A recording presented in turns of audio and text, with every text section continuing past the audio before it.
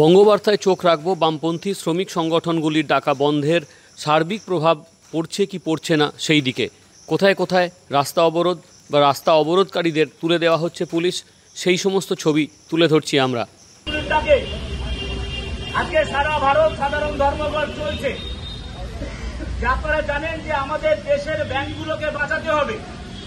যে ব্যাংকের টাকা নিয়ে দেশের সরকার কার্যত ছেলে খেলা করছে, সবটাই কর্পোরেটদের হাতে তুলে দিচ্ছে।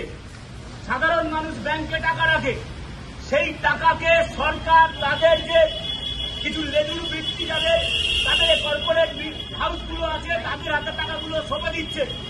আমরা দেখেছি মেহুল চোকসি থেকে শুরু করে, বিজয় মালিয়া থেকে শুরু করে, নীরব মোদী থেকে শুরু করে আমরা দেখেছি ব্যাংকের থেকে টাকা লোন দিয়ে সেই লোনের টাকা কার্যত শোধ না করে তারা বিদেশে পালিয়ে গিয়ে বহাল তবিয়তে তারা ঘুরে বেড়াচ্ছে। অন্য দেশে তারা সিটিজেনশিপ নাগরিকত্ব তারা নিয়ে নিয়েছে। তাই আমাদের সমস্ত ব্যাংককে বাঁচাতে হবে। তাই ব্যাংক বাঁচানোর স্বার্থে আজকে আমরা এই ধর্মঘট পালন করছি সারা দেশে। ব্যাংক ধর্মঘট খুবই সফলভাবে হচ্ছে। আজকেও আমরা এখানে এসেছিলাম, এখানে এসে আমরা দেখলাম দুটো ব্যাংক খোলা আছে।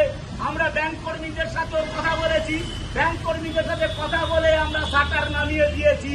এই শাটার যদি না নামানো যায় ব্যাংকে বাঁচানো যাবে না। তাই আমরা এখানে যে সমস্ত কর্মচারী বন্ধুরা, ম্যানেজাররা যারা আছে, আপনাদের কাছে আমরা বলছি আপনারাও আমাদের পাশে থাকুন। যে ব্যাংকে আপনি চাকরি করেন সেই ব্যাংক যাতে বেঁচে থাকলে আপনিও বেঁচে থাকবেন। তাই আসুন সবাই মিলে ব্যাংককে বাঁচাই আমরা।